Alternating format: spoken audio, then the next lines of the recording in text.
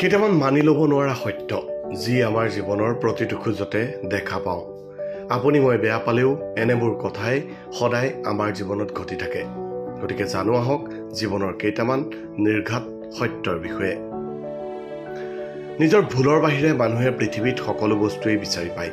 কপালত যদি সুখ নাথাকে জোৰ কৰি সুখ অনা অসম্ভৱ। স্বাৰ্থ অবিহনে কোনো কাৰো আপোন নহয়। অলপ দেৰিকৈ হ'লেও সকলোৱে জীৱনত এই কথাষাৰ বুজি পায়। সম্পৰ্ক ভাঙিবলৈ কাৰণৰ প্ৰয়োজন নাই, আচৰণেই যথেষ্ট।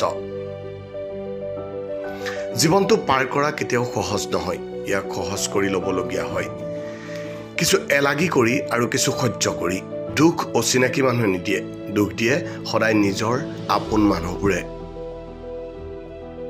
সুখ হাজাৰ বিচাৰিলেও নাপাওঁ, কিন্তু দুখবোৰ নিবিচৰাকৈ বহুত পাওঁ। যিমানেই ডাঙৰ হৈছোঁ আনন্দবোৰ সিমানেই দূৰৈত হেৰাই গৈছে। মানুহ কেতিয়াও বেয়া হৈ জন্ম নহয়।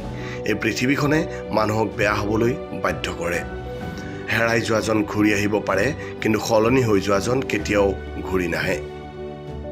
কিতাপৰ পাতে নহয়, পেটৰ ভোক আৰু কঠিন সময়েহে আমাক অধিক শিকায়।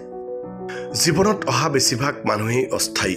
কিছুমানে সময় পাৰ কৰিবলৈ আহে আৰু কিছুমানে সময় নষ্ট কৰিবলৈ আহে। মানুহক চেহেৰা আৰু কাপোৰৰ সহায়ত চিনিব নোৱাৰি, মানুহক চিনিব পাৰি কৰ্ম আৰু মানসিকতাৰ সহায়ত। যিবিলাক মানুহে আপোনাক কেৱল নিজৰ প্ৰয়োজনৰ সময়তহে মনত পেলায়, সেইবিলাক মানুহক কোনো কাৰণতে হৃদয়ত ঠাই নিদিব, অন্যথা আপুনি আঘাত পোৱাটো নিশ্চিত। সকলোৰে জীৱনত এনেকুৱা এজন মানুহ থাকে যাক পাহৰিবও নোৱাৰি আৰু নিজৰ কৰাৰো অধিকাৰ নাথাকে। খং উঠিলে চিঞৰিবলৈ যিমান শক্তি লাগে তাতকৈ মনে মনে থাকিবলৈ বেছি শক্তি লাগে। নিজৰ সুখৰ বাবে কেতিয়াও আনক দুখ নিদিব।